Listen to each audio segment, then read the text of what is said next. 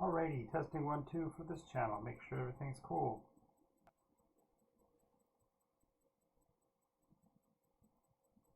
Try that again. Alright. Be right back, guys.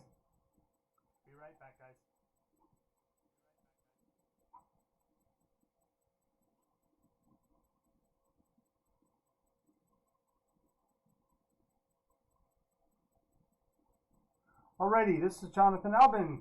Thank you for joining me for Creative Differences. We have not done this in a few days, and I'm glad to be back. I've been wanting to get to this material, but I also had a bunch of technical stuff come up, and I'm now in the process of changing it to make it work right. So thank you for hanging in and putting up with me. I saw you on three of you were on a moment ago, but I'm back to just me, myself, and I, and that's okay. We are going to be looking at some actually exciting information. Actually, using the word actually again, I've got to break my habit with that word. It's happening. The world of Nycos is becoming a reality in terms of the roleplay game, and that is going to be released in the next month or so. We're going to start looking at the actual start deadline for the Kickstarter, which will probably, unfortunately, fall after the holiday this year. But who knows? We might actually get it in time for Christmas. So keep our fingers crossed collectively, so to speak. So today, what I want to talk about is games mastery. I'm using the Creative Differences category here because I'm anticipating that I will be staying online longer than the duration of this show in particular today. More than, what I mean by that is the information that I have to share with you. This first section is going to be the fast track to spectacular sessions. And if you're a games master like I am, one of the biggest challenges is making sure that the story that we want to tell is compelling and interesting, and that the players want to be a part of what we're doing. And so what I'm going to be bringing forth in this episode is information on how to handle a specific spectacular session.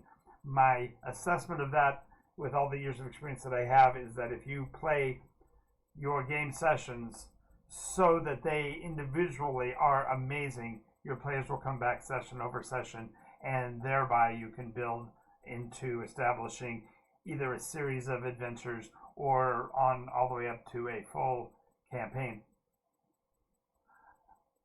The key here is that, well, before we get to that, I do want to thank you for joining our channel today. Make sure that you like and follow it. We are also broadcasting to YouTube, so we will have a legacy version. So if you miss any of the points or jump in late and want to see the rest of it, it will be maintained on the YouTube channel. The link for that is in the description below, or will be when I get done. And also that we will have the particular points of this will be made into highlights on the Twitch channel, so we'll have those to fall back on week over week as well. I can, if it's chosen by the players to the viewers, to include the notes in the chat, I can do that. I will be recording and maintaining those as well. But I want to tell you that the first thing that we're going to be doing is we're going to be talking about the particulars of a session. And perhaps we haven't really talked about the nomenclature or the terms. And I think there's a lot of confusion in the roleplay environment overall, and maybe you as a person coming into this don't have a real handle on what those are. So when you talk about a group of people getting together to play a roleplay game, when you have a period of time when you're going to run that event, if it is a blacked out or locked out one specific portion of time, then it's considered to be a session. So if it's, you're like my group on Mondays, by the way, you're more than welcome to join us. I did need to mention also that we do have a sponsor, Board Games Paradise, and I don't know if I'm pointing in the right direction or not. I am. So right up here. I can't quite get my fingers in the right spot. Yeah. There. is the Board Games Paradise logo. Board Games Paradise is a store in Redlands, California, and it is a full-service role-play and board games store. It covers card games, board games, miniatures games, role-play games, including Dungeons and Dragons, and will be the initial location for access to the NycosRPG, which is, as I said, getting ready to Kickstarter probably before the end of the year if I can get that accomplished. Now, before we get there, we're going to look at breaking down your encounter, breaking down your game system to individual sessions, and we're talking about how we make a specific session spectacular. Don't try to say that 3 times fast, you'll break your teeth. This process is simple. There's only 5 steps to it. I'm going to kind of run through them, and we'll put notes into the discussion as necessary. The first of these is that we need to break down our session into encounters. And this is usually or generally you'll want to have this done in advance of the event. You want to have a mental block out in your head of how you want the session to flow, so that the players can make sense of each of those individual encounters.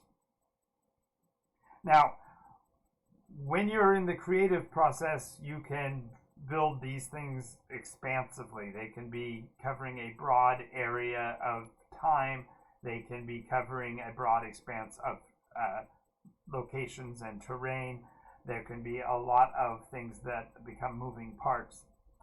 So the main thing is to realize that if you're running a single session, just literally one game group, one time, then you need to make sure that you block out each of these encounters so you know about how much time you're going to spend on each one and determine what the parameters are.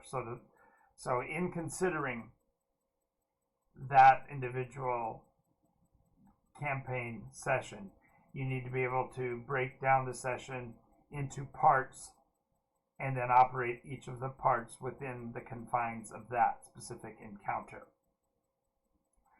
Now, doing so, this will allow you to figure out what your particular strengths or weaknesses are in terms of types and styles of encounters. And we'll be going in a later video, we'll talk about the 5 kinds of encounters.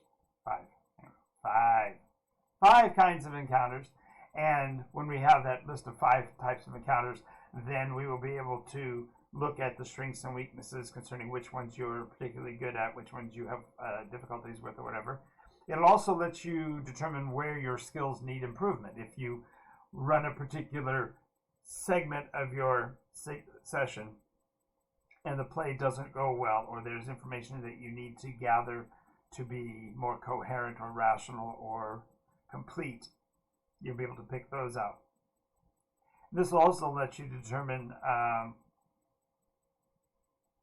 what the parts are in comparison to one another, so that you can improve your play experience across all of them, not just the ones you're feeling particularly weak about at the beginning, but over time each one of them can improve.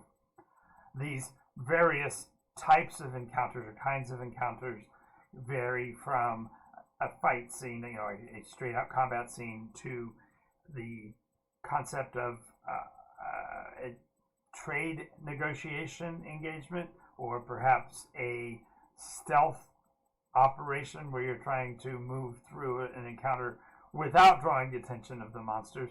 Maybe it's a matter of narrative and like kind of taking in the scenery and getting a feel for what lies around the area. And then finally, it could be a interaction where you are learning the strengths and weaknesses of the assets you have in the community in terms of non-player characters, recurring characters, story characters, and the like. And there are 5 different kinds of characters as well. So we'll be talking about those in a later episode as well. Now, once you have broken your scenario down, your actual session down into the pieces, you need to take the next step of that is to actually, number 2 is, well, my little slider's going crazy on me here. Number 2 is you want to remain in that encounter mode until you complete that scene within the session. In other words, that encounter, which I also interchangeably use the word scene, that encounter needs to be fully resolved so that the players will understand the beginning, middle, and end of that portion.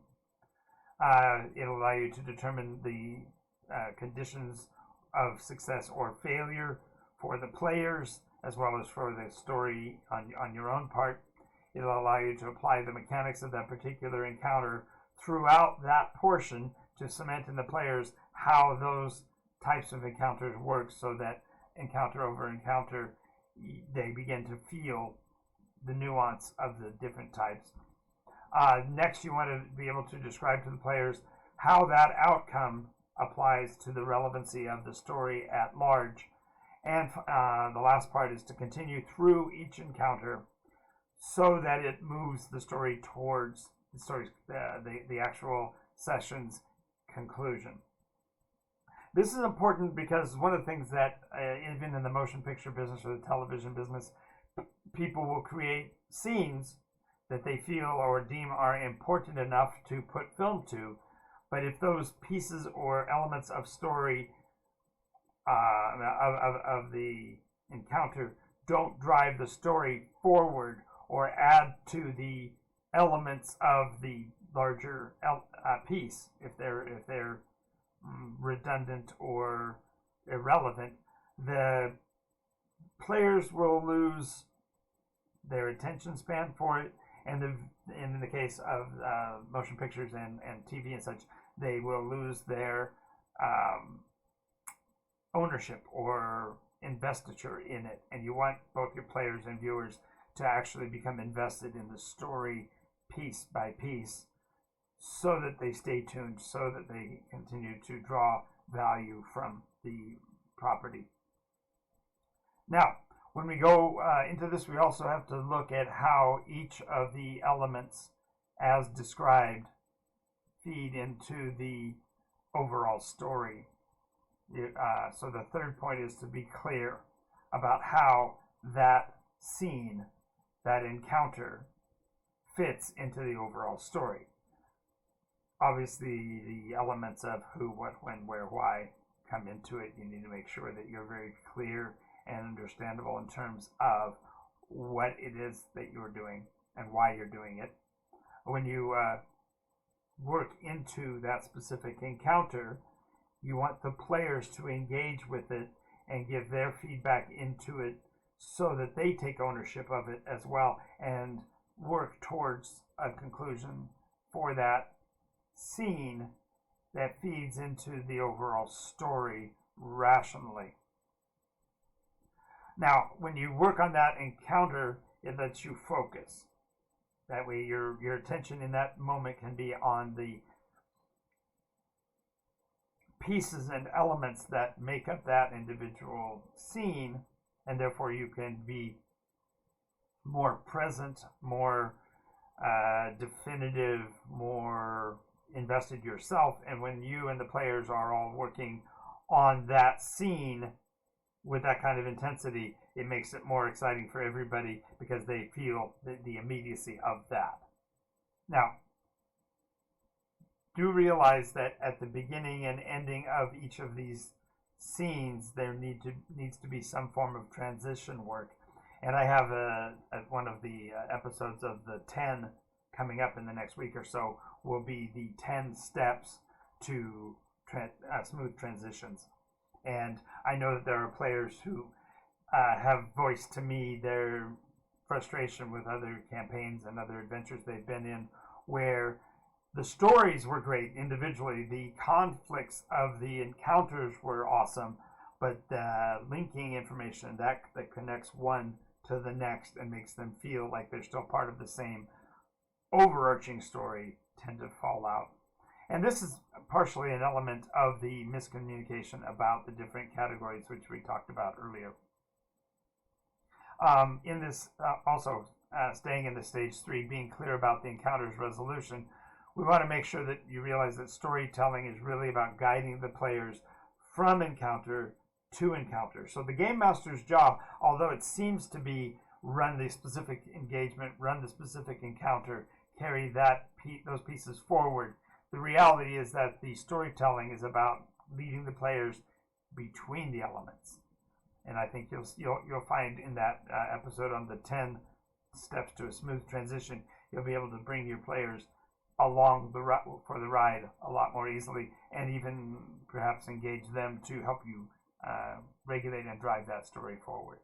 Now, on top of these first three, the next one is kind of important if you are going to be running adventures in a serial manner. And I have to be really clear here, this is not talking about a series of adventures, but one-shots. If you are, for example, during the holidays every year, I run specific holiday-related single-shot adventures. That means beginning, middle, and end are all in the same session, and the conclusion can be reached by the players within only the limits of the time you have to work with. And by scheduling repetitive adventures, you give yourself the opportunity to practice the craft as a storyteller. This concept of switching from individual sessions to serial play is perhaps more logical than I'm trying to give it credit for, but the idea of 1 week you want to run an adventure in a desert and the next week you want the adventure to be in a swamp, there's nothing wrong with that mentality. As a matter of fact, if you set it up as single-shot adventures, that makes sense because each story stands alone. But your skill as a storyteller really comes to the fore when you can swing the reasons between one session and the next, especially if they're one-shots. Now, doing so does take a lot more willpower and determination. You have to give your players grounds and reasons to have their characters move ahead. Wow, a bunch of hiccups there. Start that again. If you're going to run one session games, single shots or one shots, and you want to run a series of them, you need to schedule them at a regular appearance schedule so that the players will become familiar enough to come session over session. And it's going to take some creative engineering on your part to link one story to the next if the characters are using, if the players are going to use the same character. Or conversely, you can have individual groups of characters built for each session, but players tend to fall in love with the characters they find, and if you're going to do a series of one-shots, you have to have an explanation for how those characters move from one story location to the next story location ad nauseum. So one of the biggest keys, though, is to realize that when you are going to do one-shot adventures, theoretically, that one-shot adventure should be done in one shot. I can't tell you how many people I know of that start a one-shot. They say, I'm going to run a one-shot next week, and 4 weeks later, the players are still slogging through the story because the storyteller didn't really have a handle on what the story was he was wanting to tell, or conversely, he bit off more than he could chew, and now he's got 3 and 4 weeks of play dedicated to what should have been a single event by his own admission. He only wanted it to be a one-shot, and now we're 4 weeks in. So, I actually do a class on Saga Sage and how you can become a storyteller who does tell the long story, that does the Tolkienian meet the Hobbit all the way to Mount Doom kind of a tale.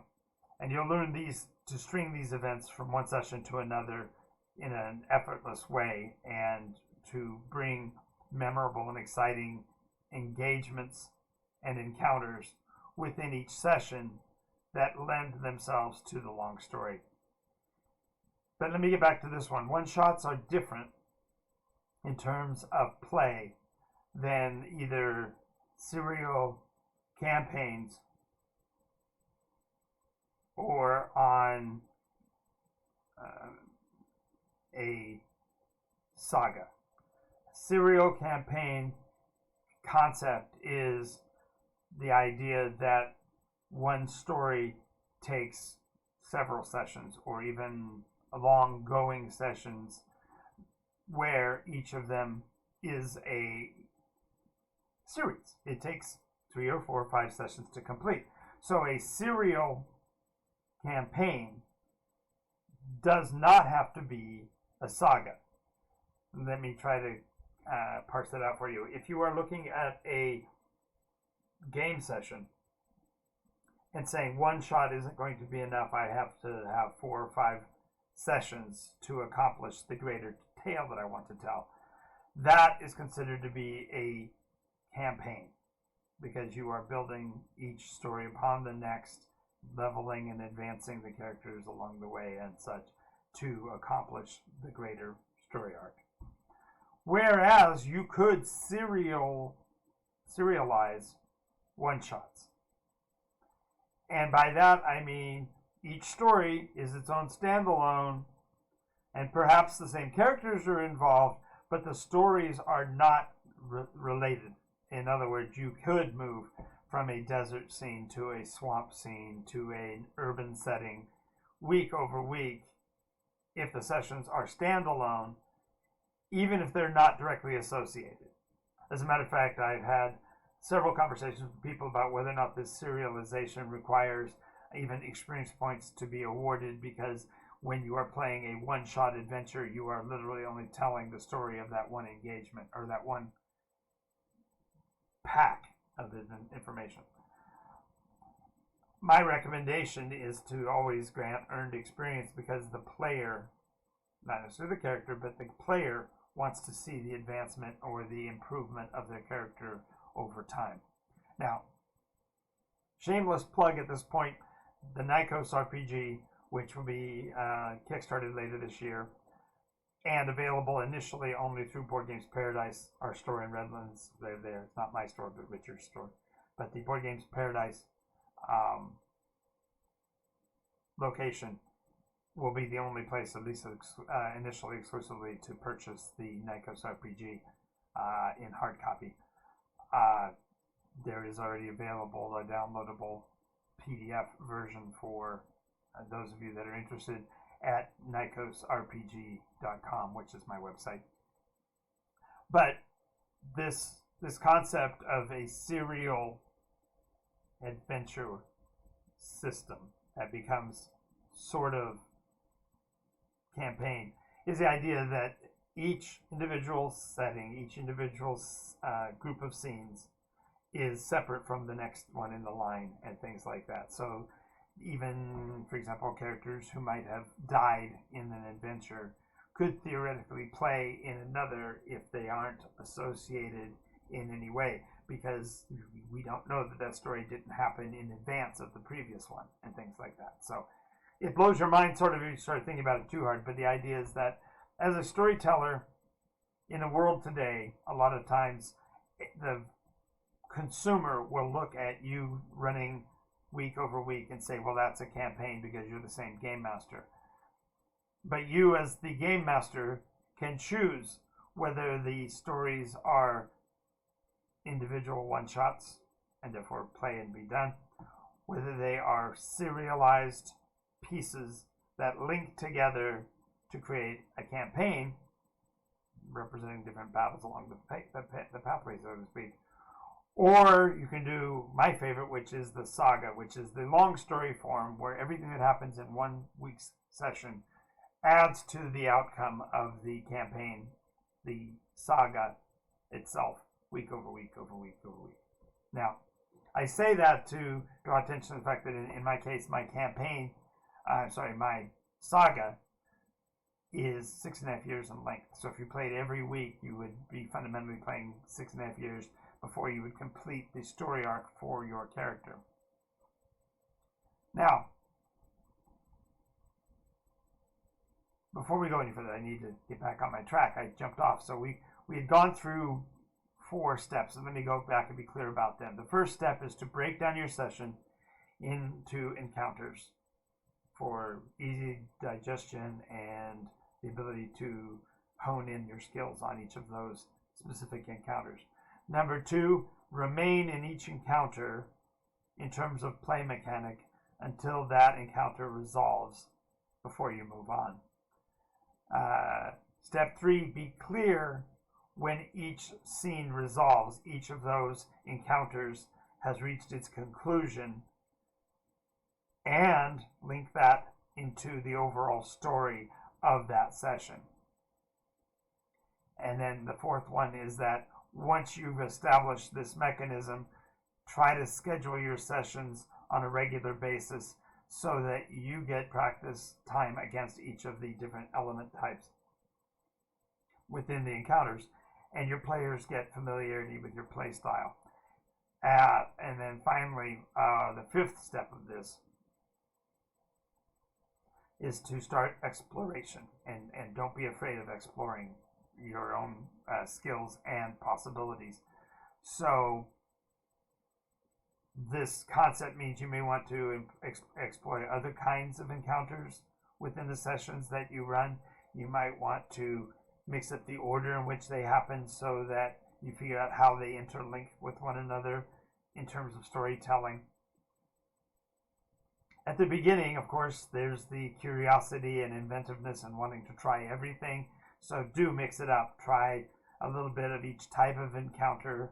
As I mentioned, there will be a video coming a little bit later that will include the 5 types of adventures. 5. I got the over my hand. 5 types of adventures. And once you've started to mix those up, then you find out which ones you have the best experience with. And when you find the ones that make for the best experience, the ones that the players engage with the most, stick with that one. In other words, get that form of engagement down. Perhaps the players had the most fun in the place where you had the least handle. So by repeating the ones that people found exciting or thrilling, you give yourself an opportunity to be the best experience. Next one is, when you have done this, stick with it while it's a great fit. In other words, if the players are still enjoying it, give them more. Keep doing so until such time as either one of 2 things happen.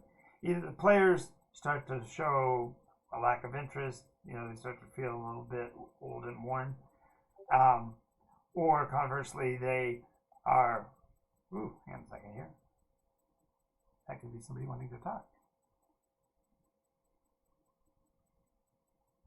Let's see here.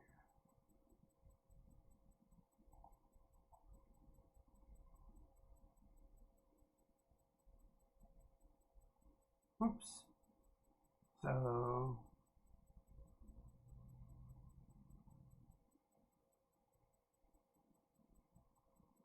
that's not me. That's what I get for trying to listen to somebody else's conversation. Ha ha ha ha. All right, so stick with it till while it's a good fit, while everything's going right, while the players are enjoying it. Get your skills honed on that one type. And then as soon as you start to either personally feel bored or disinterested, or that you pretty much have it down, or the players start to show fatigue or whatever, then go back to exploring. Try some of the other ones. Engage the players in different ways or whatever. Also, be honest with the players that you are exploring these things to try to improve your game and get feedback. That brings me to the bonus round. The one thing that I didn't list in my 5 that is still critically important is to debrief with your player after every session, if you can. This concept of debrief really kind of overshadows the others in a way, because in the debrief, you give the players an opportunity to feed back to you what parts of the adventure worked, what parts did they feel like they were lacking mission critical information or whatever, and to get an idea of what they enjoyed, because we as storytellers want to tell stories that the players want to be connected with. So realize that in this case you're going to be setting up the debrief as a means of gathering information. And what I have found is, for my play style, I run a game from 6 o'clock till 10 p.m. on Monday nights. And then we have, there's a Denny's right around the corner from the store that we hang out at. So we, as a collective, or as many of us that can, take off from the store and run over to the Denny's and grab a booth or a table or whatever. And then we spend the next hour or so. Granted, you're communing, you're sharing food and all of that, but you're also gathering information and providing information. It's a great way to do some behind the scenes for your players to get an idea of where your head's at and where you're going. Maybe you talk about the theme of the story compared to the actual elements of it and whether or not they're hitting or missing. There's a lot that can come out of a debrief. But if you do the debrief every session, you're allowing the kind of the work of being a storyteller to be also part of the fun of being a storyteller, because you start to create rapport and camaraderie with your players beyond the framework of just the game. From the standpoint of view, those of you that are interested in becoming a professional games master, I do have the Games Master Academy. I will put that information in the links as well. And if you are interested in becoming somebody who can get professionally paid to be a storyteller, this is the conduit by which you get to that. Of course, you can always communicate with me during these shows. I am on twitch.tv/NycosRPG. I'm also on YouTube. Channel there is at NycosRPG. And I'm also on Facebook at NycosRPG. So I guess you get the idea that NycosRPG is the handle to learn. But if you as a person have appreciated and enjoyed this video, make sure you smash the subscribe button below. Check the like button to show your love for the individual episode, and also give me any direct message shout outs you want to at my email address. We do have a Patreon program as well for those of you that are really wanting to be stepping into the light on this one and being a part of the growth of the NycosRPG and this channel and other channels as well. And that's at patreon.com/Nykos. So I mentioned all of that, but this show here in particular is being designed with you as the Twitch viewer in mind. So I'm going to take about a 2-minute break here. You'll be able to still see me on camera, but I'm going to set up my notes to actually do the video coming up on the 5 kinds of encounters. So stick with us, and we'll be back in just a few seconds here.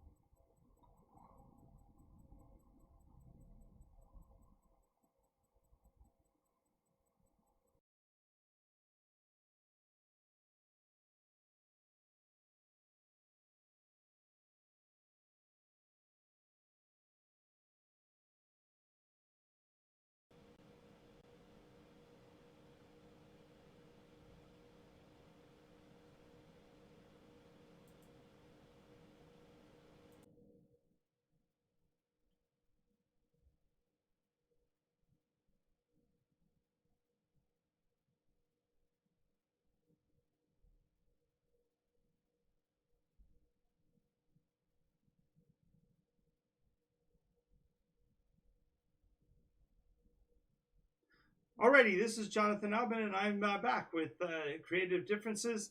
This episode is being filmed concurrently with another video that I just completed. When you get a chance, look at the long form on Twitch if you want to see the whole series of episodes that I'm doing. Or you can wait till the YouTube channel gets cut and clipped, which will be happening in about a couple hours or so.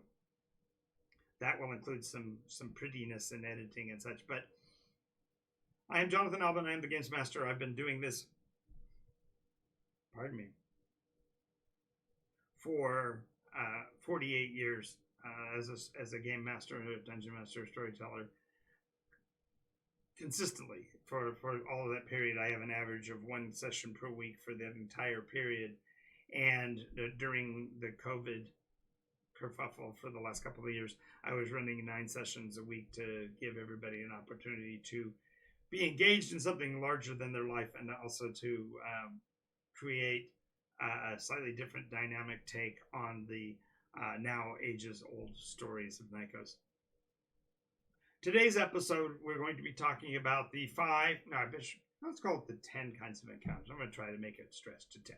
10 different kinds of encounters that a person will run into, and to give each game master an opportunity to kind of sort between those 10 to find what it is they in particular have as a skill or things that they want to improve in. And in the post-credit version of this, there'll be a series of notes put on the screen that will help. So if I get lost or you feel lost, make sure you check those out.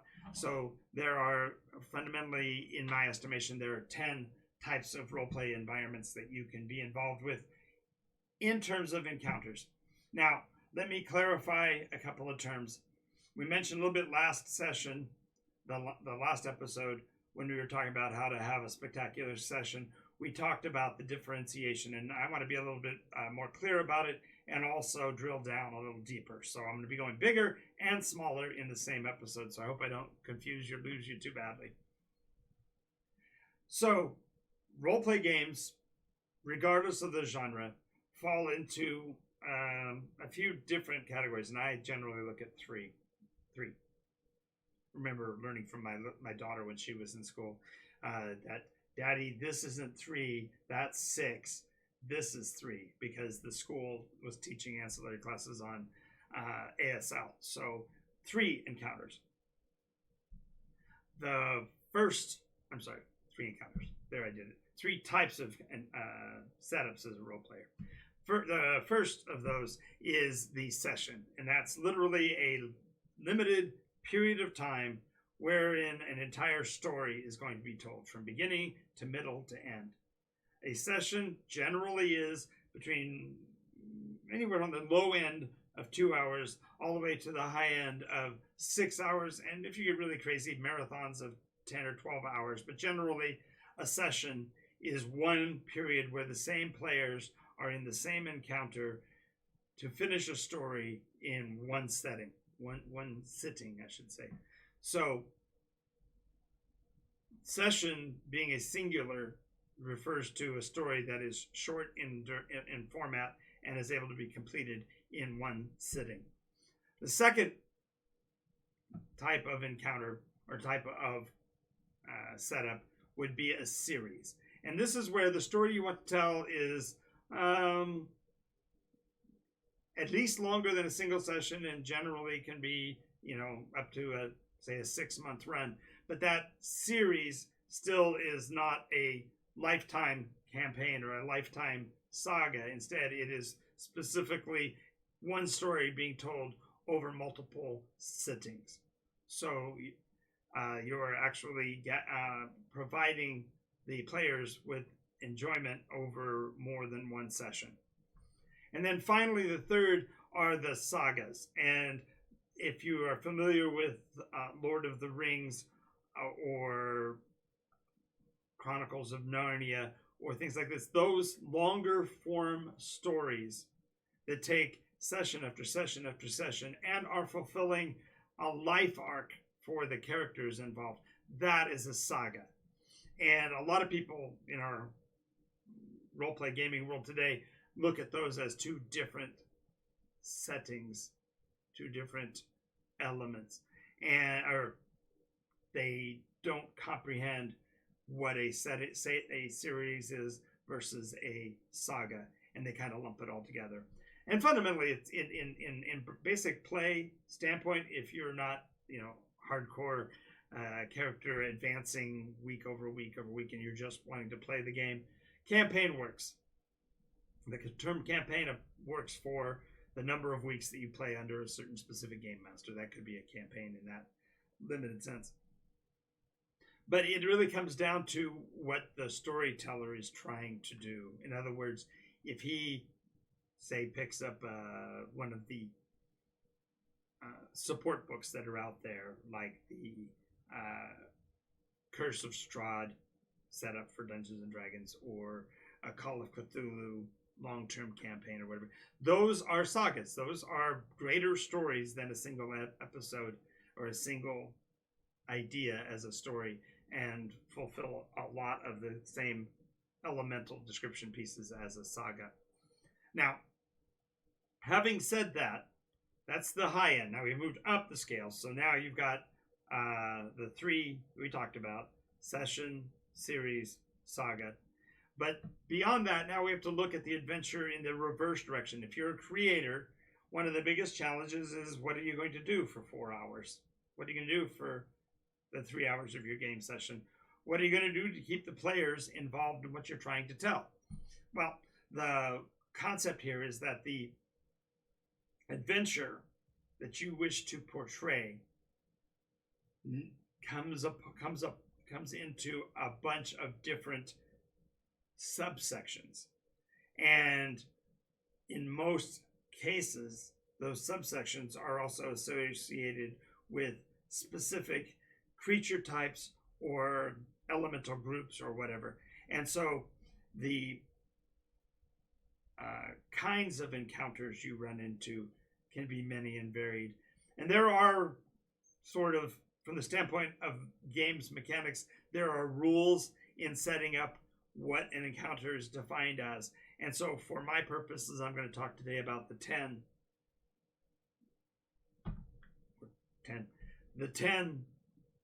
types of encounters that you can be involved with as a storyteller.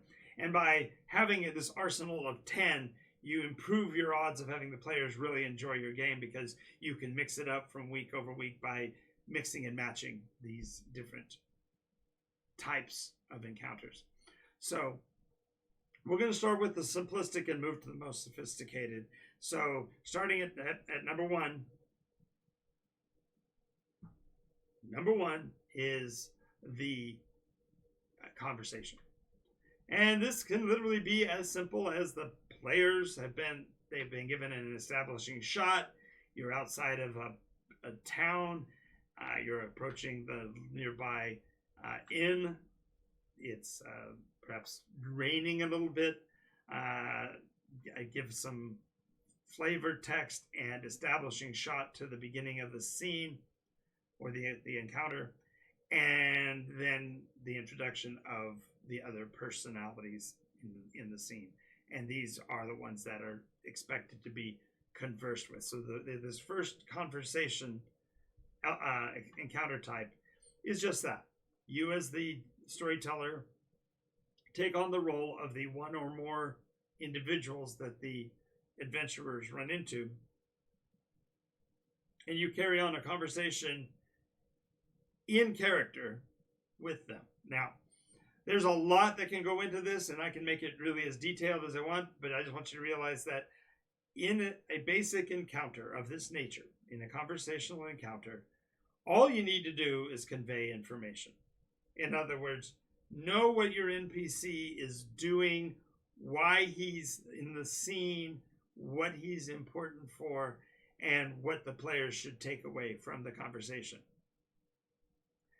Now, in another episode of the show, I'm going to be doing a description of the different types of our non-player characters or NPCs, and it does make a difference in terms of how the players perceive them in terms of the way you play them. So, for example, if every encounter they have with you as a storyteller utilizes the same vocal patterns and the same word usage, they're not going to be able to differentiate one non-player character from the next, and so on. So, for example, if I speak to you in character using this voice for every character you're going to run into, you really have to depend on my narrative description of what they look like and where they're located to make sure you're talking to the same person session over session and a scene over scene. So what this means is you as a storyteller therefore have to really hold on to what the purpose is for that non-player character. Now, to be totally candid, it is not what you, the player, It is not what you, as the storyteller, deem important about that non-player character in the eyes of the players, but what they perceive about that NPC by your portrayal. So, if a guy named Jimmy comes out of the bar and comes running over and says, "Can I take care of your horses, mister?" Notice I'm just using my normal voice. Okay, Jimmy, yeah, we need to, how do we know his name's Jimmy? Oh, he hasn't said, "Hi, I'm Jimmy. How can I take care of your horses?" That kind of a short introduction doesn't lend itself to them feeling much about Jimmy. He's not anything they need to be invested in. And this is critical when it comes to telling the longer stories, the sagas in particular, because given that the players are going to operate in a set location for any length of time, the non-player characters are how they're going to be able to identify that they are home. So take that into account with that conversational connection. Just be aware that the players are going to pick up the ball and run with it if they want to, and if not, any amount of excessive work that you've done to create that NPC has not endeared him to them, and therefore you have to find other ways to engage. But let's say in this case, Jimmy comes. I just say it with my normal voice. "Hey, I'm Jimmy. I'm here to take care of your horses. Can I help you?" If the players go, "Hey, this Jimmy is our first engagement. We should find out some stuff about this locale," maybe then Jimmy starts to be more necessary to the group than you as the storyteller had intended for that non-player character. Because I had, initially, Jimmy's the stable boy. He's not important to the story. He's just going to come and take care of the horses so that the players can start to feel comfortable about the locale. Well, if they instead embrace this conversation and want to have a conversation with Jimmy, now I'm going to be aware of that, and so now I'm going to start to want to identify this Jimmy in more concrete terms. So maybe Jimmy has a twitch. Maybe he kicks a stone every time he says his dad's name or whatever. So, "Yeah, I'm glad you're in town. Oh, you want to know about town? Well, don't spend too much time talking to my dad." And the NPC kicks a stone. "Because that man doesn't know anything worth knowing, and I wouldn't waste any time on him. After all, he's a drunk. And you'd find him, if you're looking for him, you'd find him out behind the bar." Now, notice that in that 2 lines or 3 lines of narrative, I've given them information. But you have to realize that when you give them that information, make sure it is something that is useful to your story, the element that you were trying to get them to engage with. Because if you send them out to talk to Jimmy's dad, because Jimmy said so, but Jimmy's dad's information is irrelevant, you've now really wasted 2 non-player character encounters, right? The first conversation, which is still ongoing with Jimmy, is now a waste because you're sending them out on a frivolous task that actually takes them off of the primary course and doesn't help. Conversely, if the idea was, "Yeah, Jimmy, now that I know they want information about the story, I'm going to use Jimmy to elevate them and move them in the direction I want them to go. But I also want them to now know who Jimmy is, because I want them to be able to engage with him again, should they either forget this encounter or look for more information about Dad, right? So therefore, the element that is going on here that I'm speaking about is that your conversation has to be fluid.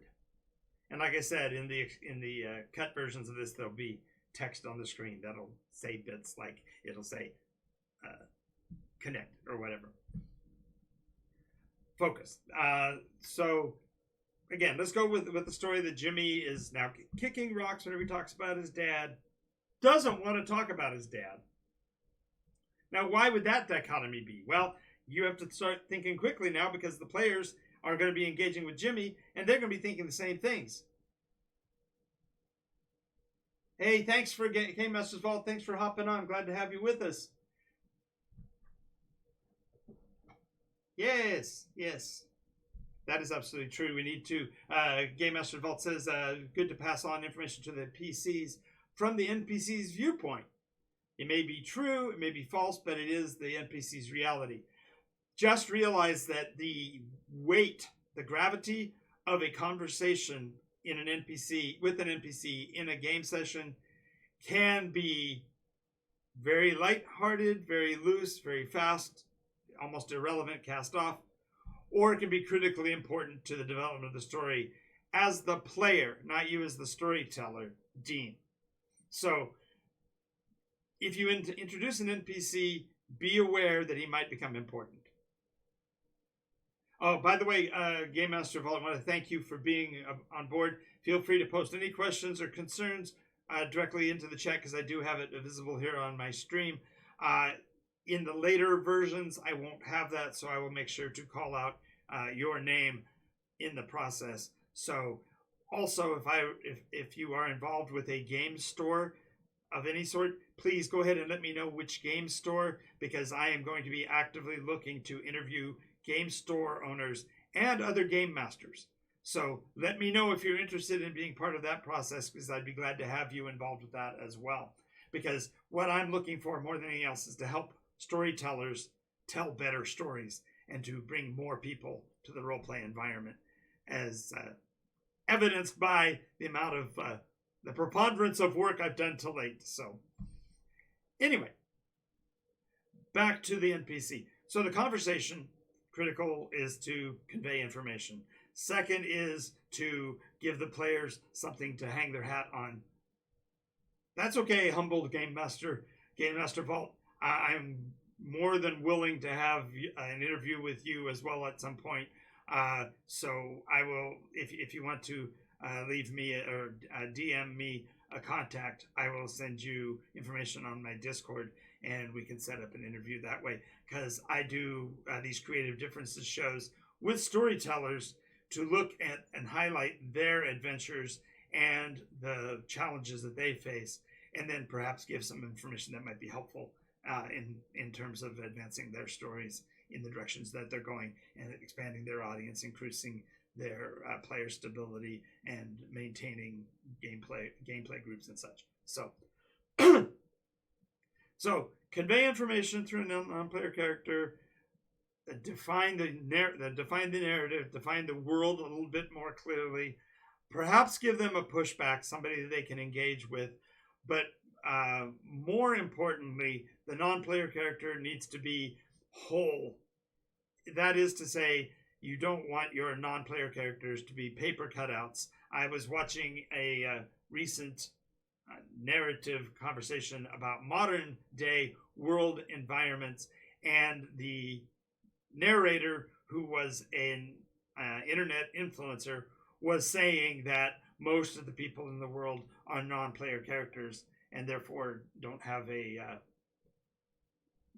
value in conversation. And I stridently disagree with that. I believe that the idea of a non-player character rising to the point where he's gotten the attention of the player character group for whatever reason needs to have 3 dimensions. There has to be something about him. So, I mean, we've already talked about Jimmy, and Jimmy's got apparently a drunk father.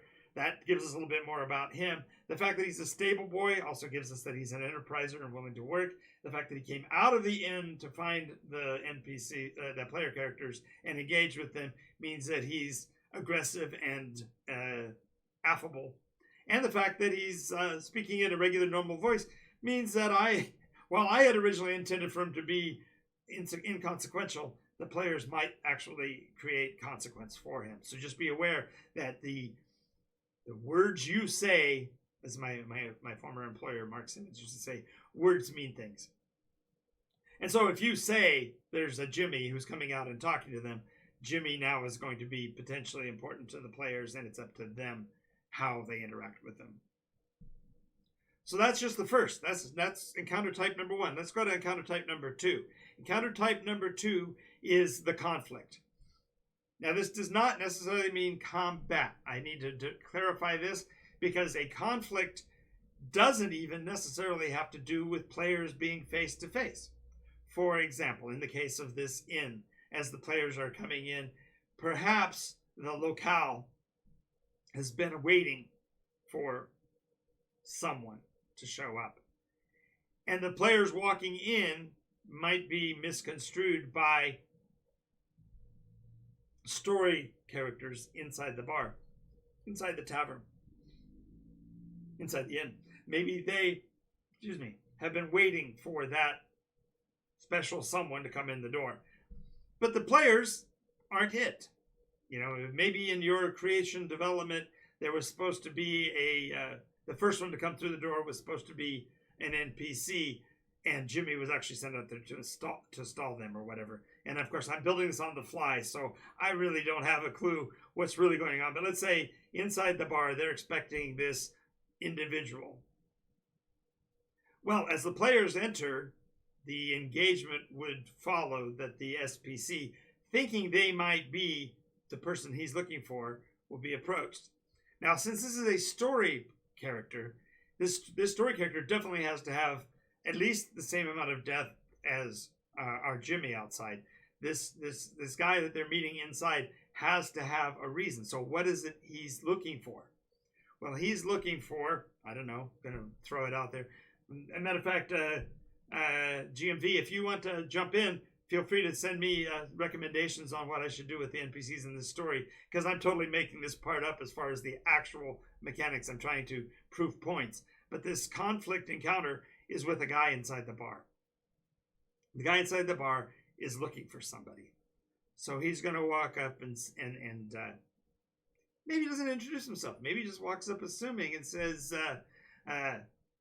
Charlie? Are you Charlie? Yeah, notice I gave him a bit of an accent, a bit of a sound. And of course there we go. There we go.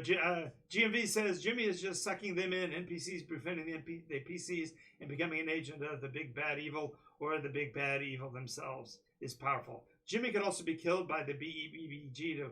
Yeah, exactly. He might... We don't know what Jimmy's role is in the story yet, because literally we just created him out of whole cloth 2 seconds ago. He might actually be the handmaid or the median servant of the big bad, and therefore maybe he's supposed to engage them. Maybe he's supposed to get them to go into the bar at the wrong time or whatever. That's really good.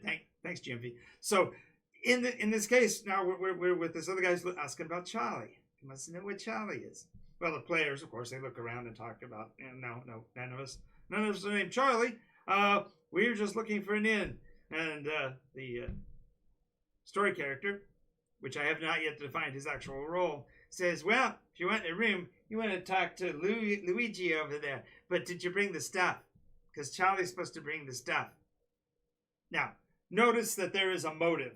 This individual is looking for Charlie, and I haven't given him a name yet. This guy looking for Charlie is in a conflict mode with the players. He is expecting to get something from them of which they don't have a clue what it is.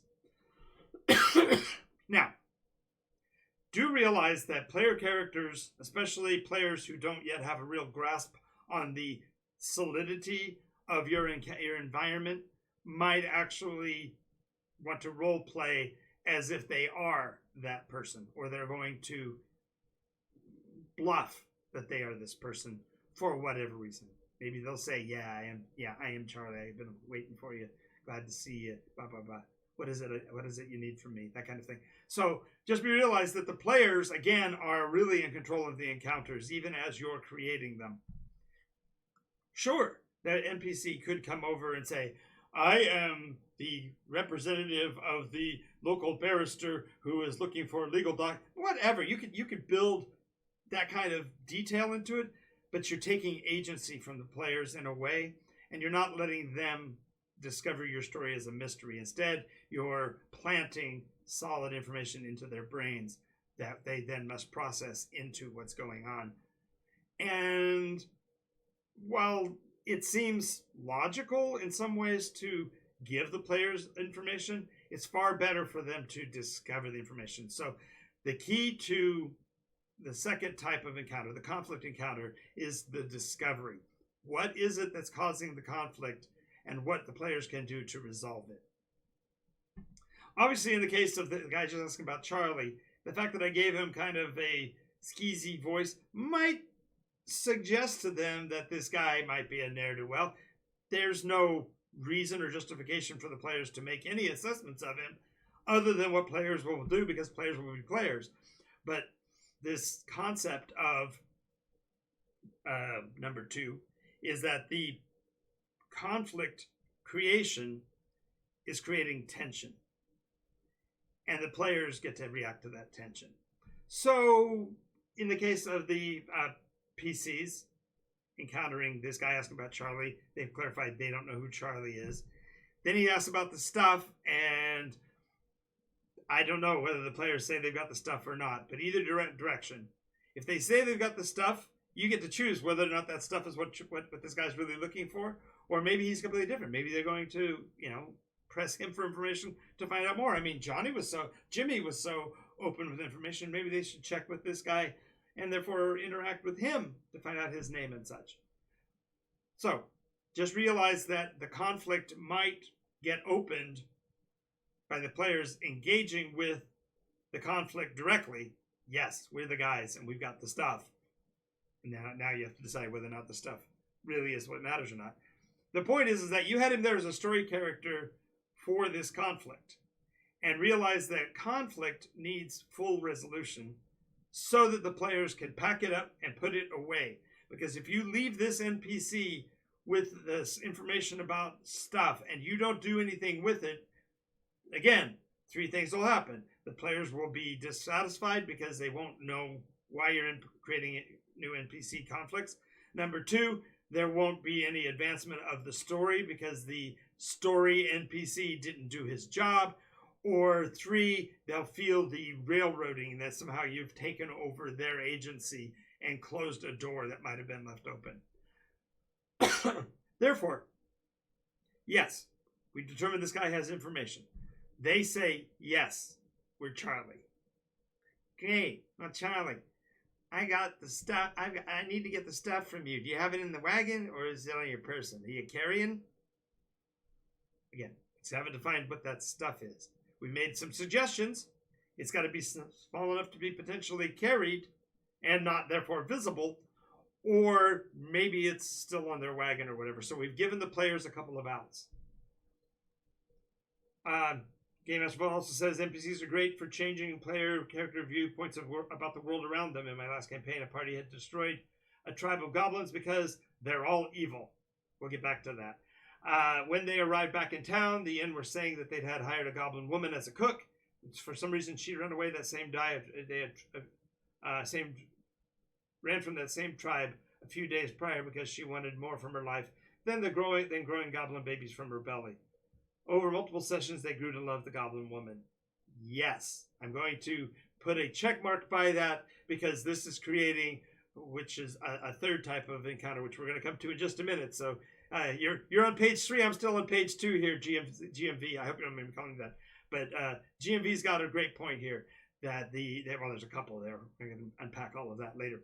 But in this case, the PC, the NPC, the story PC, I use SPC for characters that were created to convey information because they tend to have a limited half-life. Unless they move on to become RPC or one of the other types of characters. Yeah, I bet there was. That's awesome. He says there were actual tears cried over the goblin woman's situation. And I can imagine that would be true.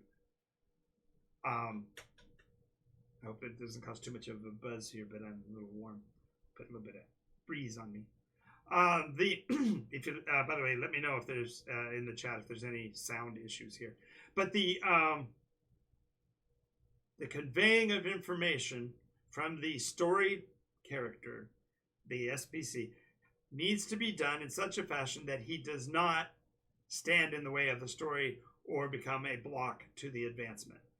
So in this case, he wants the stuff. They've decided they're going to give him the stuff. Give them a place and a time. Great. I'm going to go back over there and finish my drink. Follow me out and meet me down at the corner by the signpost, and I'll take possession of the stuff.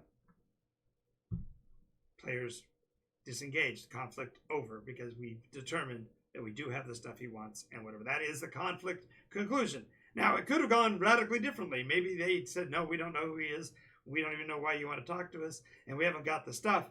This can lead the conflict deeper. Maybe the guy says, you know, you were supposed to be here half an hour ago, and you're saying you don't even have it? You know, the boss is going to be angry. Well, now we've kicked it upstairs, and we've also went sideways, because kicking it upstairs means there's another NPC that could be involved, another story character that the players need to engage with. But we've also said that the conflict here could itself become a danger. This third step moves us from conflict to continuity. And so continuity is the process by which you cause the story to move from one type of encounter to another type of encounter with linked information. You know, maybe you go out and describe, you know, the players decide they're going to go back out to the sign and wait. So then you have to give a description of the location where the sign is, what the sign looks like, what kind of information is on the sign. And this could be ad infinitum, as much detail as you want to go into, or as short and sweet as you want it to be. But you have to give the players the idea of where they're putting their feet. How many paces is this from the store entry? Is it within the light that the store entry is casting, or do they have to bring a light source? Is there a lantern nearby? All these kind of details. Now, notice I'm already assuming that we're coming in at dark, but that is so adventure story, right? We always start, it's a dark and stormy night, right? So now they're standing outside in the rain next to this sign. You've given them maybe some more hooks. Now realize you have to be really careful, because the hooks you put on the paper, signs you put on that wall might be seen as more important than the information they might get from Charlie. So you have to make sure there's a payout when Charlie comes out, or when the guy comes out asking for Charlie. Let's call him Bill. I just need to get him a name because we haven't gotten there yet. And he hasn't even introduced himself. Players are already making deals with somebody they don't have a name for. This is classic D&D, because perhaps they run into, let's say, while they're standing there, Bill's still waiting to finish his drink, and who should come riding along on a limping horse but Charlie himself? Now, we don't know about Charlie, but I already changed the story a bit, didn't I? Because I gave him a limping horse. There's a mystery there. Do the players want to pursue that mystery?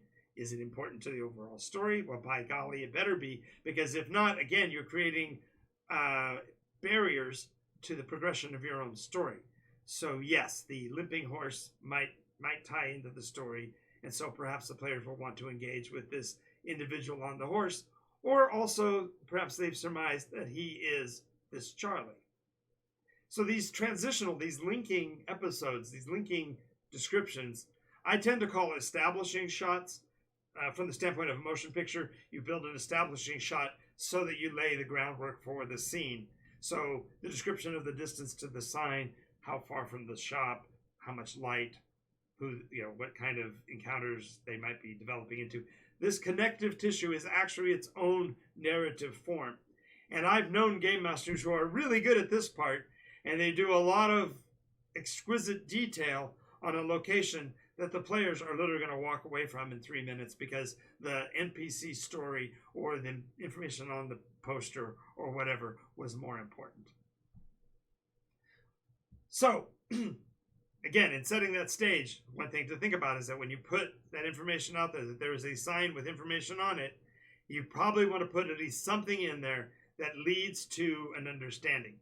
Maybe it's a blurry wanted poster.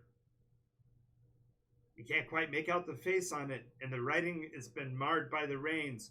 This is a couple weeks old, and you really can't tell. But you can clearly see the number says worth 500 silver pieces to the prince in the palace down the road. Well, we've established principality. We now have a nation. We have a locale that this inn is part of. So now you're world building, right? You're expanding the framework of reality for your players so they see it more than an inn with a walkway to it. You now have a road and a sign and a kingdom, a principality at least. These establishing shots, the third type, you got to do it again. The third type are these establishing shots or connective tissue. they have to carry the weight of justification from one scene to the next. So, yes, we are supposed to meet with a guy outside. We are supposed to meet with this individual to transact something. The weather is inclement, and there's a stranger coming down the road. Once you've gone from that, then the next kind of encounter is going to be the altercation. And an altercation is different from a conflict because a conflict is usually two-sided, yes, no, solved, resolved, or not. So since we've resolved the conflict in the end, we know that the guy is coming outside. That's a foregone conclusion. Now we've got the guy on the road we have to engage with. Do we make this into an altercation? Because perhaps there's enough of the image that we can see a correlation between the man on that limping horse and the picture on this wanted poster. Maybe it's not complete, but it's close enough to ask a question. Maybe it even says, last known to be riding a limping horse. Having this engagement, therefore, this altercation forming, it's dynamic because the other guy can come out at any moment. He doesn't know what Charlie looks like, but this guy is Charlie and does have stuff. Now, do the players take on the role of becoming Billy and then rob him of the stuff? Or at least get it from him? I mean, there's so many... The big challenge about role-playing is that there's so many potential options. Just realize that an altercation is a multi-sided conflict. So the conflict is two-sided, and an altercation is multi-sided, because it could end up with a lot more involved. So let's say we resolve it that they convince Charlie that they're Billy, and they get Billy to give them whatever he's supposed to get. So now they have inserted themselves into the story, right? Because they are now functionally Charlie. Charlie is an NPC. We didn't even have to do any real detail work other than potentially mentioning his name or whatever. And he literally can ride back out of the scene because all they needed was that information. But now we have to go to the fourth one, and that's deception. Deception is a kind of conflict, but deception is where the players or the group are trying to position themselves to perpetrate a falsehood to gain benefit. So they've now convinced Charlie to give up the goods. Let's say it was a small round package, 7 inches across, weighs about 2 pounds, and about 4 inches thick. They don't know anything about it. And just as they're considering whether or not they should open it, because Charlie's gone on down the road or whatever, but Bill comes out the door. Do the players immediately transfer the goods that they have gotten from Charlie to Bill, knowing that Charlie might be criminal? Or do they engage in some other fashion? That dynamic will lead to the amount of subterfuge or deceit that the players will go into. So this deception aspect sounds morally reprehensible, right? We always think of ourselves as not being liars or not being deceitful. And yet, sometimes practically, we have to avoid a direct conflict by creating a falsehood. So in this particular element case, we're now talking about a deception. The players have decided they're going to pass off information. But I don't know. What do you think, GMV? Do you think that the players should be transferring the material to this Billy? Or do you think they should play coy and pretend like they don't have it, or that they have to get it from someplace else? I really don't know. I haven't really decided. So I can go either direction. Let's assume that they decide they're going to continue the deception and keep the items so that they can get a chance to look at it. Well, this can lead to the players actually choosing. There's that word, actually, again. I've got to get. Please ping me every time I say actually. Smash the like button or send me a message. That's just a ping to let me know I'm not supposed to be using that word, because I've got to get it out of my vocabulary because it's redundant. It doesn't do anything. Oh, that's fair. Players always say, what would a character do? What would the NPC do? Well, we don't know much about Charlie, but he's a criminal. so he'd probably lie. But he came here to give it to Bill. I mean, that's the way it's being presented, right? That Billy thinks he's going to be receiving an item. Maybe that's a good one. Since it's an NPC and the players haven't given me any feedback on what they would like to see happen, was Charlie timid? He was nonchalant. He just, yeah, I'm Charlie. You Billy? Got your stuff. Matter of fact, he didn't seem to care. So maybe he's aloof. Maybe he's feeding in. Oh, that's fair. If he's a little bit on the edge, yeah, he would save his skin. But if the saving of his skin is actually delivering the item or whatever, well, let's go with this. So the players did pick up from Charlie that he's reticent about giving the package away, but only did so because they convinced him that they were Billy. The players, say likewise, determined that they don't want to really give it away, so they act like, well, what are you going to give me in reverse or whatever? So Billy kind of scowls, looks up at the wall. Now, I don't know, did the players pull down the sign? If not, he might see Charlie's picture and realize that the gig is up. Maybe they did actually pull it down. Or maybe they're standing in front of it. Let's go with that. They're standing in front of it. So he can't really get a good look at the sign, and he really doesn't much care about it. He was just looking for a place to make the meeting. So he says, give me the item, and when you do that, what are we going to get for it? Billy says, well, you know that we're actually holding your sister, and that her life depends on you giving this package to me. It's what you were supposed to bring to me. Give it up. Players, do they want to be complicit to a kidnapping? Do they want to help free the sister? Or do they think Billy's a bad enough guy that he might do something? If he's going to, where's he going to go with the information? So let's take it from the aspect of this conflict, this altercation, now becoming a deception fully. And so they say, well, we don't have it. We weren't able to pick it up, and we didn't know what to do. So we came to gather in for more information and go back and get it. We know where it is, but we don't have it. Of course, affability, players' skills basis can play into this. They could manipulate him through magical means. Anything that keeps up the deception holds it into this category of conflict. Anything else would automatically change the conflict level.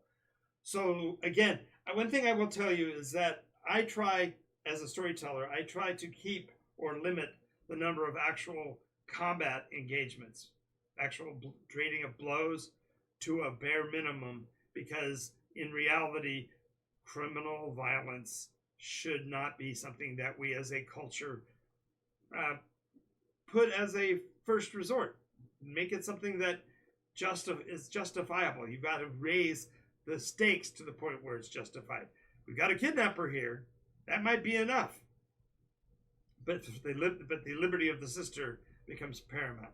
So trying to stall for time makes sense. Conversely, giving the item and then pursuing Billy to his next stage would also be an action. So there's a lot of different ways to go. But let's say we're trying to keep the conflict to a minimum. They try to buy more time. Billy fumes a bit and says, all right, but I'm going to need more from you. I'm going to need you to bring me 30 gold pieces, or 30 silver pieces. Now, we already know the warrant is worth a lot more than that on Charlie, so hunting Charlie down at some point in the future might be worth it. But at this point, getting silver for following through on what you were going to do anyway as a potential is not a bad idea, but it does buy you the time. So Billy says, I'll tell you what, you have until dawn. I'm going to go to my room at the inn. I'm in 227. That's upper floor, outside door. You can see it from here. And so the NPC disengages, and they have successfully completed a deception. So that's 4 we've talked about so far. Conversation, negotiate, altercation. I'm going to get them all in the wrong order here. I have to go back to watch my own video to remember which one they are. So we've talked about 3 so far. conversation, conflict, and altercation, and now deception. There we go.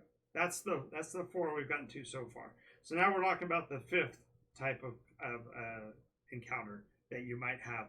And this 5th encounter is what I call the huddle.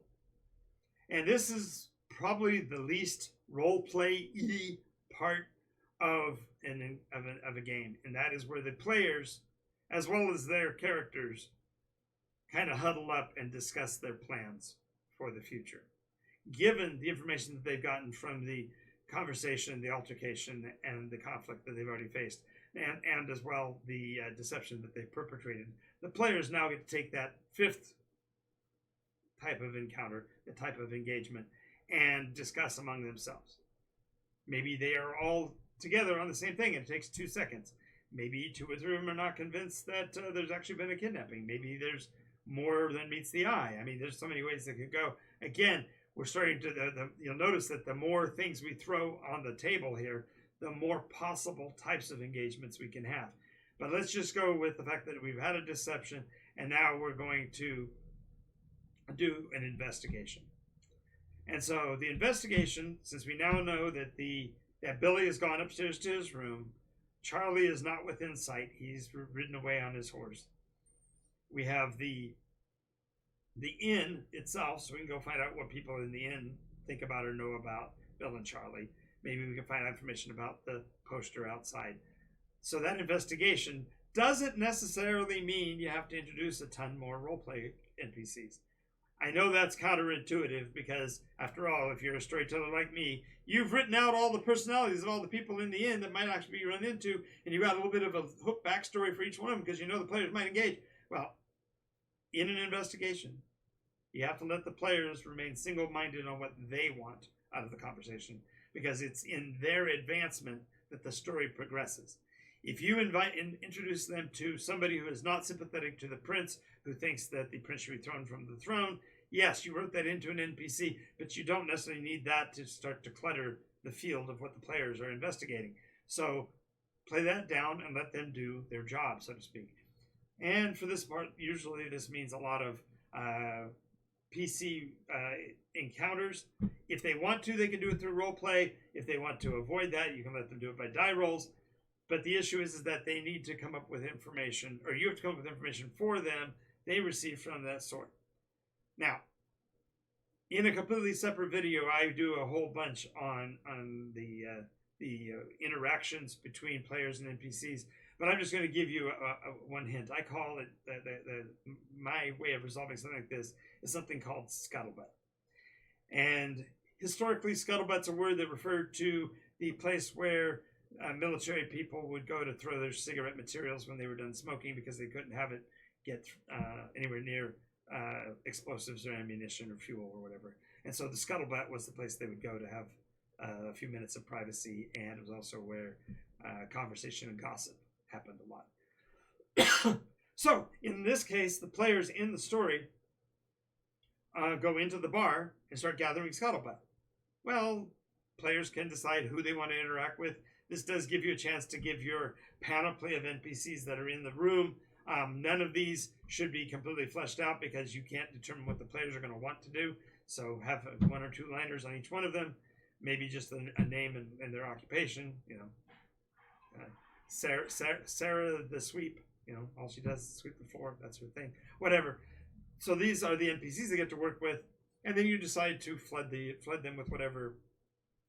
Interesting trivia. Now, do remember, again, despite the desire to give the players an interesting encounter, don't feel that you need to make every NPC interesting. Because the more you cloud their minds with potential people to talk with, the less likely they'll talk with the ones you need them to talk to. So, Sarah the sweep, maybe she knows that room 227, the lock doesn't work. And you can just sneak into that room anytime you want. It's where she and her boyfriend go. Whatever.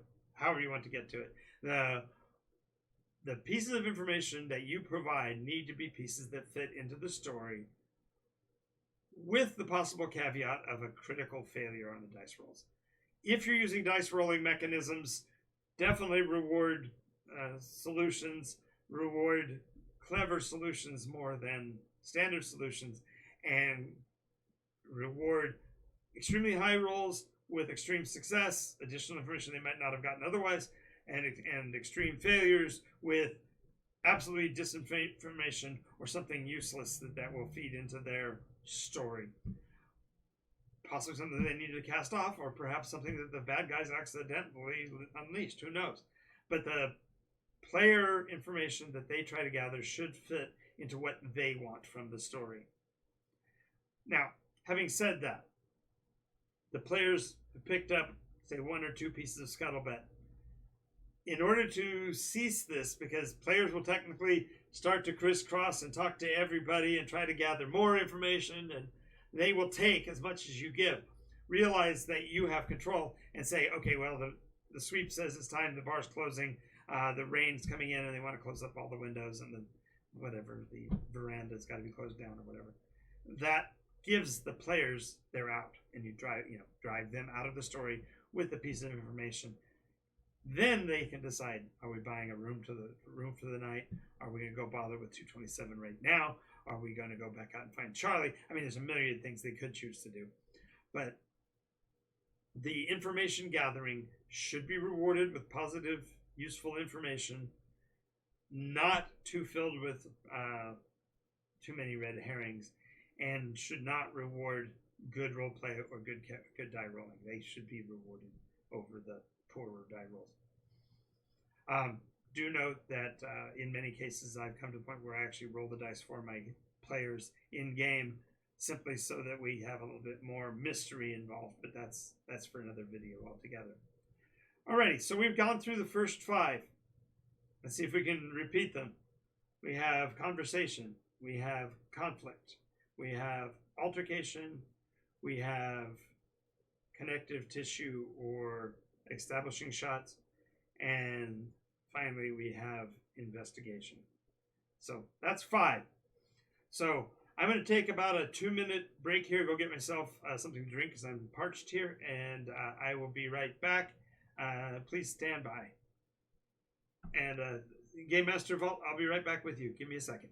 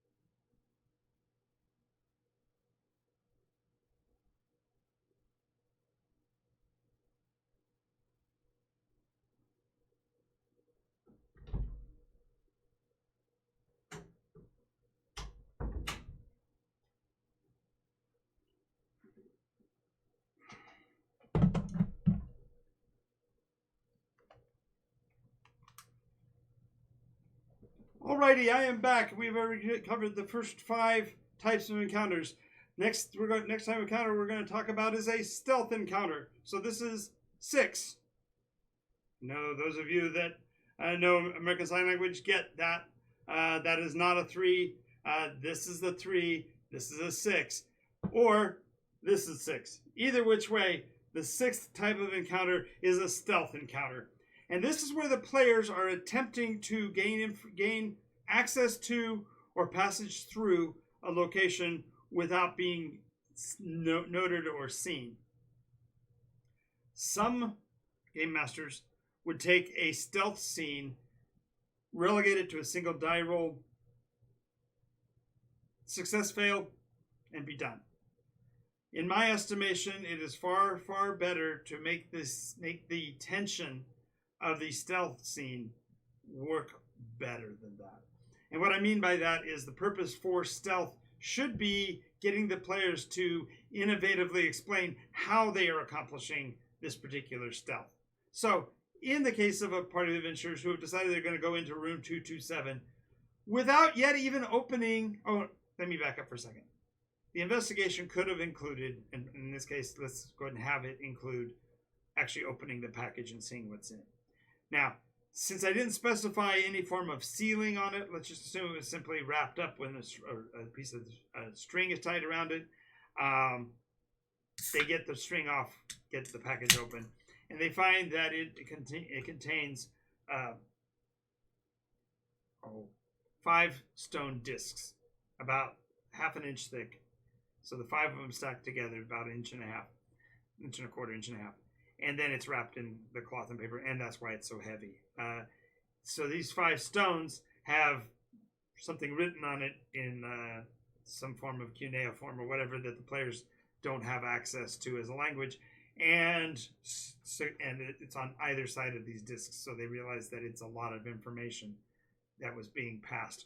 This could be an artifact, this could be a tool, could be a resource, we don't know, but the players now have an idea of what it is, and therefore they can secrete it among themselves, put it all back in one package, however they want to resolve it. Therefore, that investigation should have also included something as simple as that, because they did have the opportunity to huddle, so they could have used the huddle to open it up.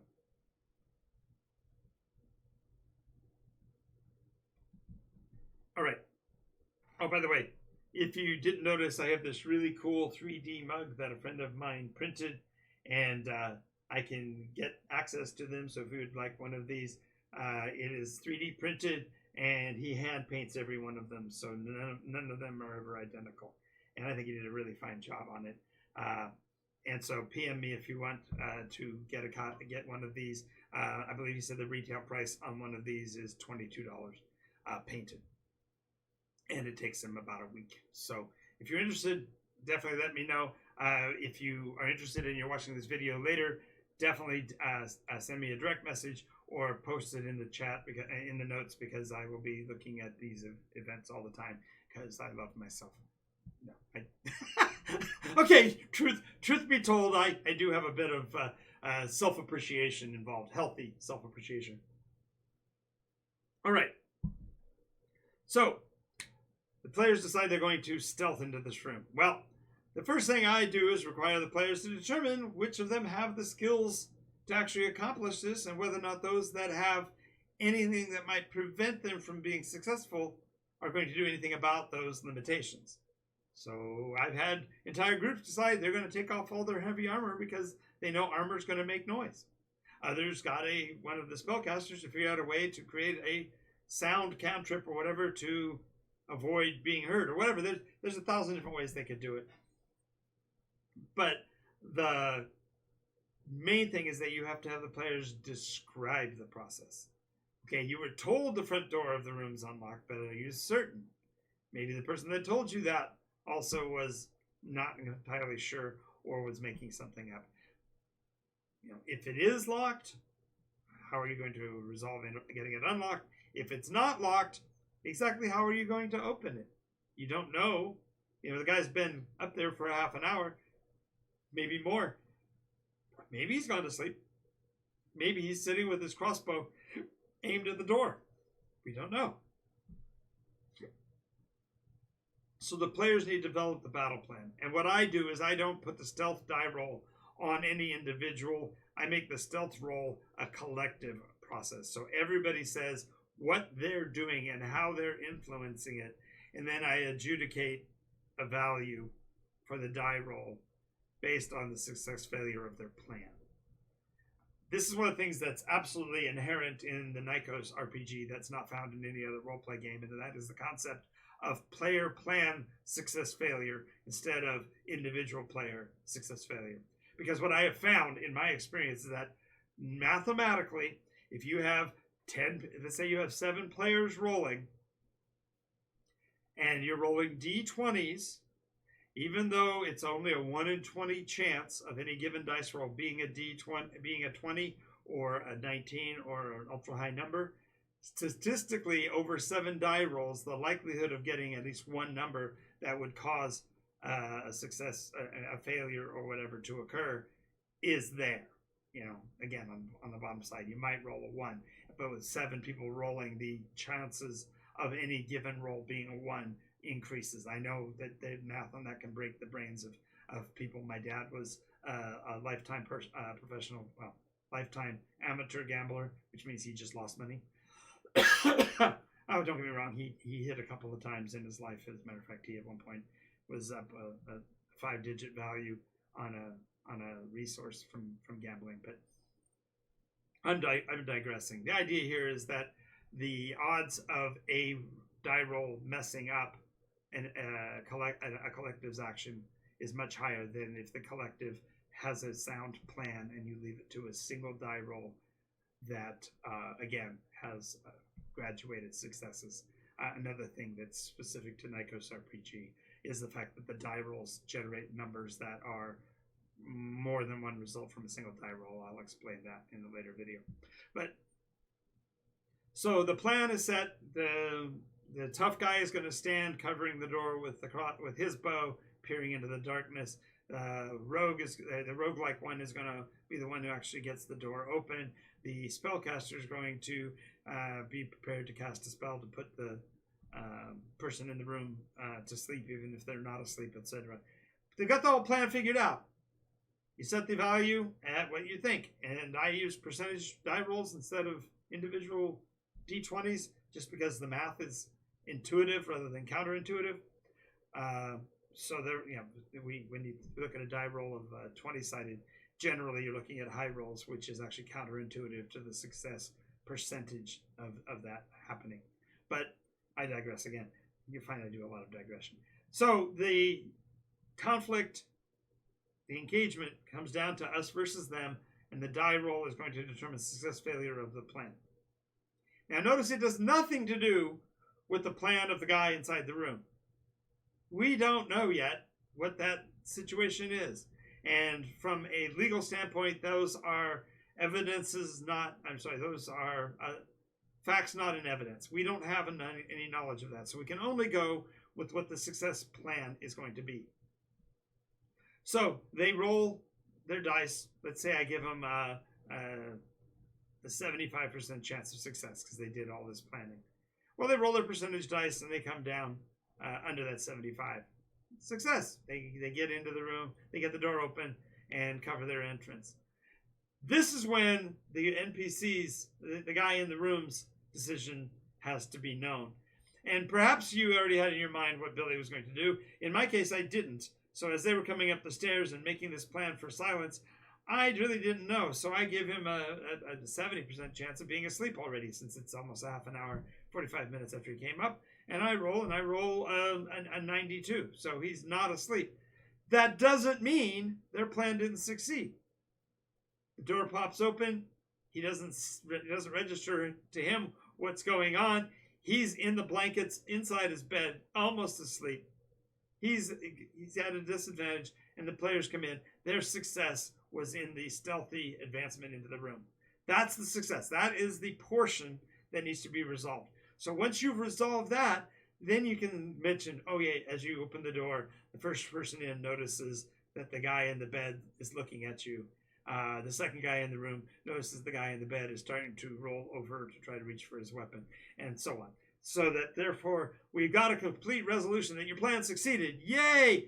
That's a good thing. Reward your players for their successes. Now in NycosRPG, for example, it is a self-regulating system. So when the players do something successful, they can choose at that moment to progress that skill by 1 point. So if that 75% die roll works, then each person might have their skill of stealthful movement at 35% or whatever. They get to move those numbers up because the collective succeeded, therefore they all individuals succeeded at whatever they were trying. And so those beats go up. Notice that this releases the game master in terms of rewarding players in experience, because we don't have to provide an arbitrary value for every situation. So in the case of the surprise encounter, they have successfully accomplished the encounter. Everyone can take whatever skills advantages they want to, and we move on. Now we've got the next part, which is transition. And this transition is actually the transition from non-combat to combat, and the players have to determine whether such even exists. So, for example, in this case, the guy is in the bed with the covers, doesn't appear to have a weapon. The players collectively kind of have to decide whether or not they're going to make this a combat situation because they're jumping him in his room, or if they're going to come up with a bullshit story, a random thing that they're doing to avoid that conflict. So when that happens, therefore, the players collectively have to determine their choice of actions. I utilize an initiative system, and Dungeons & Dragons has one that's built in for handling all combat conflict. So in any situation there might be a combat, they roll dice to determine it.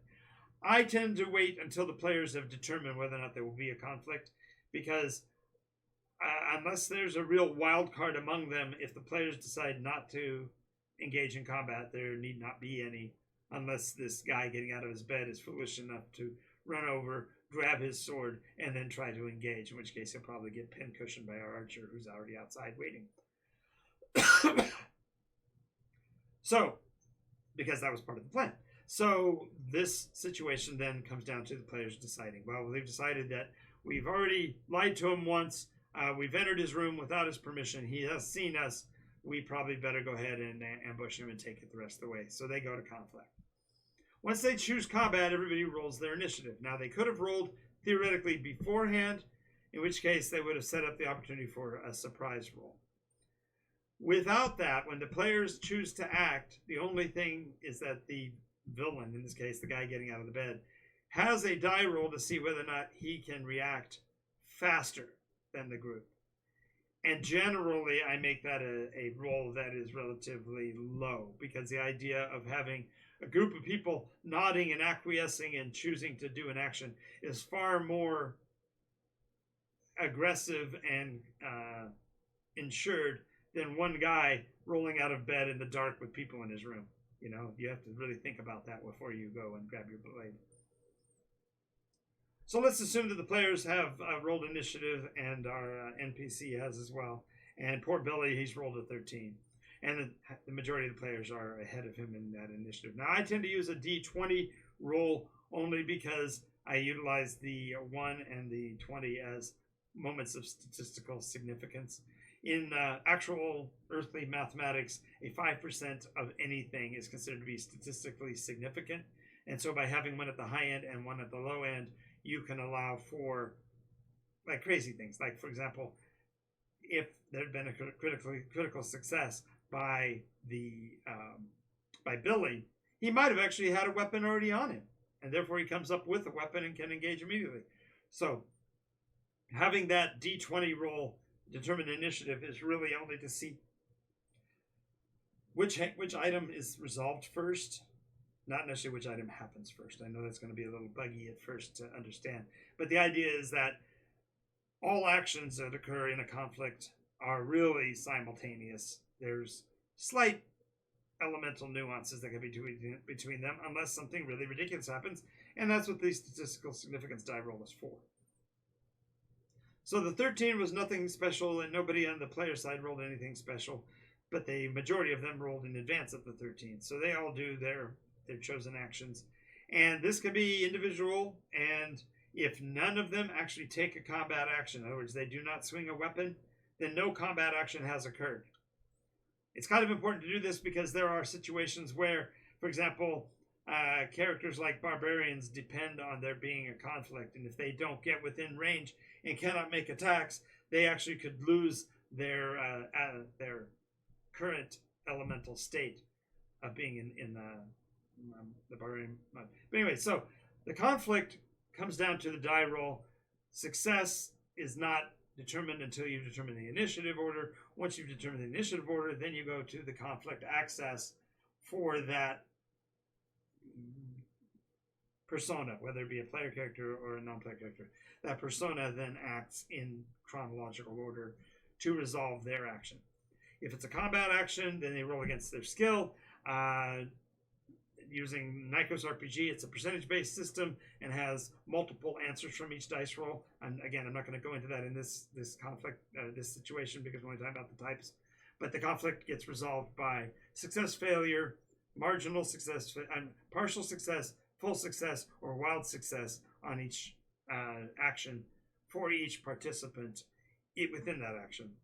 Once that's been resolved, then you choose whether the next round there's going to be a combat action or not, and you just repeat. So, combat action, completely different from the other ones. Once you're in combat, there are conditions whereby the players can choose to remove themselves from that combat. And this is perhaps one of the argumentative. This is number 7. Let's go through them again, because I'm memorizing them as we go, so I'll be better at this next time. We have conversation, we have conflict, we have altercation, we have establishing shots, we have the huddle, we have stealth, and we have combat. Okay, so now we're talking about withdrawal from combat, what I call cessation of hostilities, or CH. The cessation of hostilities occurs when one of two things happen. Either everybody misses, everybody rolls and does not contact their opposing enemy, or everyone chooses an action that is not a combat action. Now notice this can mean, for example, a character dedicated to combat could actually find himself outside of the combat if the rest of the group has chosen non-actions and he simply can't make it to engage with the next one. This is critically important for things like the barbarian's skill and things like that, where the continuity is required. So with this encounter, what we're talking about is this kind of engagement, the disengage or the cessation of hostilities, can happen by accident, where players just simply don't engage, in which case it stops. Or it could be an intentional one. If it's an intentional, then everybody kind of decides to stop it. There's more that have come out of this, but so far we're on number 8, and number 8 is cessation of hostilities. When that occurs, then any condition that's dependent upon combat being in action stops. Any condition that is forced upon an enemy by combat advantage, which is, again, we'll talk about that more when we actually get into the conflict aspect, but combat action. But when all those conditions are exhausted and released once the players have gone to non-combat. Now, the idea here is that you've got a guy that you're holding at sword point, but when the rest of the party members get the fight to stop, you no longer have to hold the sword point at his throat, because he's not necessarily going to jump up, because everybody else has calmed down as well. So mainly it's a reset. Conflicts are reset. Fatigue starts to be recovered. We haven't talked about that in this, but we're going to deal with that when we deal with mechanics of combat. But the cessation of hostilities brings the temper level down, brings the fatigue level down, and allows for the potential to actually begin healing processes within the combat sequence for those that have those kind of capabilities. So now the combat is done, but there's 2 or 3 things that can happen at the end of combat. Let's say Billy gets into this fight, does some action, harms a player character, but then gets into a position where he can actually break and run for the door. If he gets to break and run for the door, then the next kind of combat or conflict, which is the ninth conflict,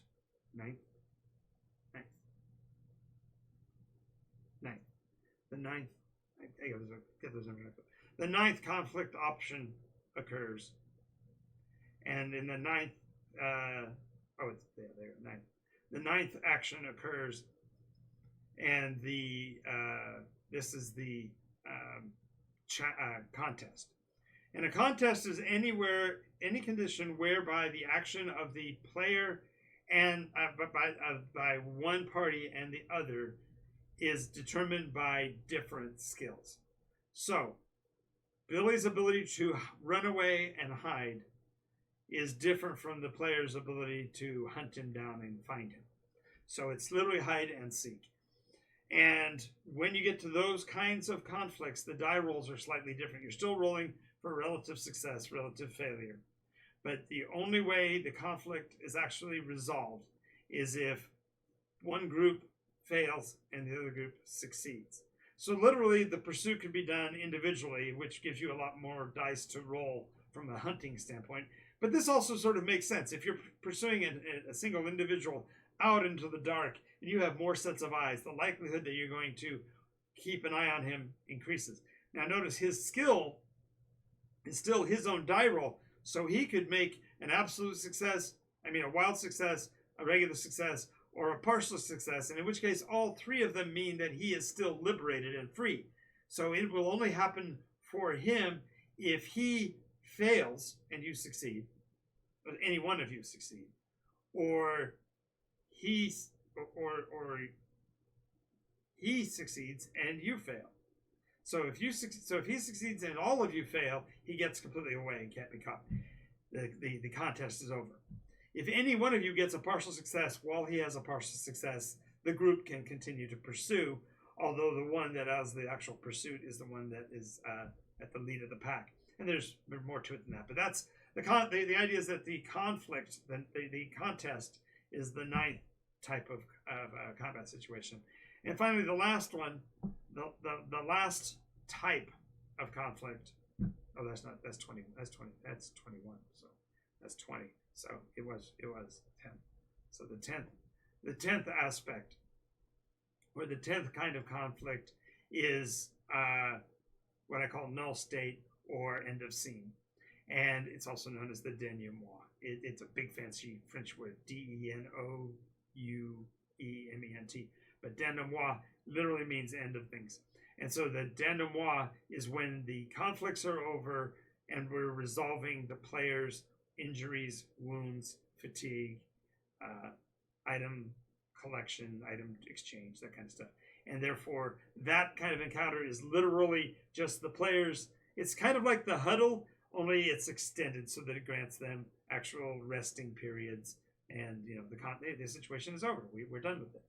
So now we've walked through the 10, and my timing is about perfect. I was going to end this at about 8 o'clock, and I've gotten through the 10 in that hour and a half or so. So I want to thank GMV, Game Master Vault, for hanging out with me throughout the entire episode. Those of you that see the show later, either on Discord or over on the @NycosRPG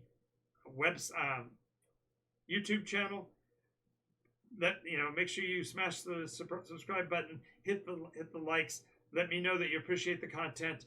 The videos that will be, of course, improved and uploaded with sound and music and cool images and stuff a little bit later. But I did want to get the video done.